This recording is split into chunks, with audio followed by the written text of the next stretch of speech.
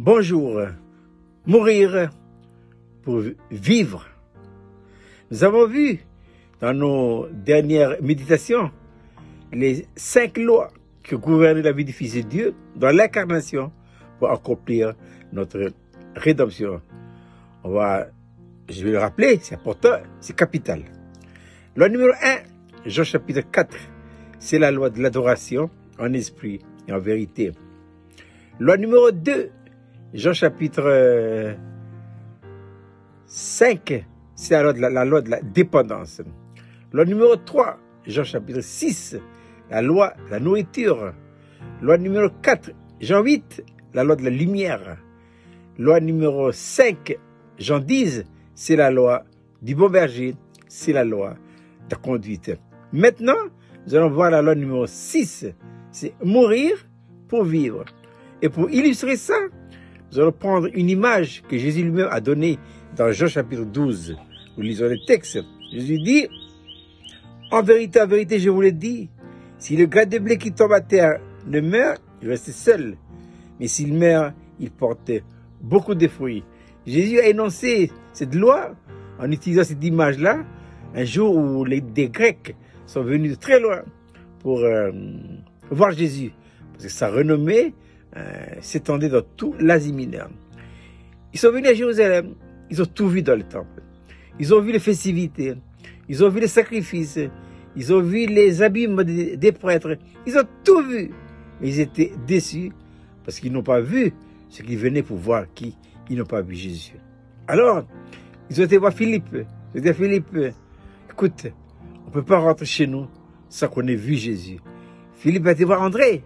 Et les deux, ils sont partis voir Jésus. Ils disaient, maître, il y a des Grecs là. Ils se sont déplacés très loin pour te voir. Mais voilà, ils sont déçus parce qu'ils ne t'ont pas vu. Jésus ne leur avait pas fixé un rendez-vous. Il a simplement énoncé une image, voilà, pour pouvoir illustrer la loi numéro 6, si nous voulons voir Jésus. C'est quoi?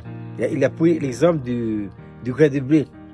Il disait, si le grain de blé qui tombe à terre ne meurt, il reste seul. Mais s'il meurt, il porte beaucoup de fruits. C'est qui le grain de blé là? Mais c'est lui.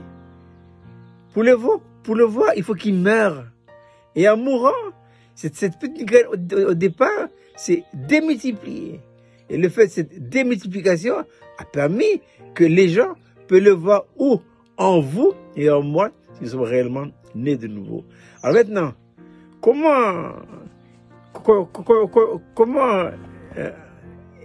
comprendre cette loi numéro 6 en le ramenant à vous et à moi? C'est clair? Il faut que nous passions par la mort. Qui doit mourir en nous? C'est la vie naturelle. Si le grain de blé, c'est la vie naturelle. Si nous conservons notre vie naturelle sans le faire passer à la croix, les gens ne peuvent pas voir Jésus en nous. Donc, il faut le faire mourir. C'est pourquoi la croix, c'est un principe de vie qui consiste à donner à Dieu tous les temps absolus et la possibilité de vivre sa vie en nous. Lorsque nous mourons à nous-mêmes, cette vie que nous avons reçue le jour de notre nouvelle naissance devient pratiquement, expérimentalement notre vie. Et c'est ainsi que les gens autour de nous verront Jésus où? En vous et en moi. Si nous faisons de la vie de Dieu notre vie. Pourquoi? Parce qu'il va y avoir un changement. On a changé de vie. Dit changer de vie. Dit comportement. Changer de comportement. Qu'est-ce que la gloire? La gloire, c'est l'expression de la nature de Dieu, son caractère et sa mentalité. Caractère, façon d'agir et de réagir. On ne réagit plus comme avant. Mentalité, façon de penser. C'est pour l'apôtre Paul dira, ayez en vous les sentiments, les pensées qui étaient dans Jésus-Christ. Je répète, c'est la loi numéro 6, la loi de la mort et de la vie. Mourir pour vivre. Voilà le témoignage que nous, enfants de Dieu, nous devons rendre autour de nous, dans nos foyers, auprès de nos voisins, dans les mariages, dans les festivités, dans la coutume et partout. Et nous sommes appelés à mourir partout. Il ne me reste plus qu'à vous souhaiter de passer une agréable journée.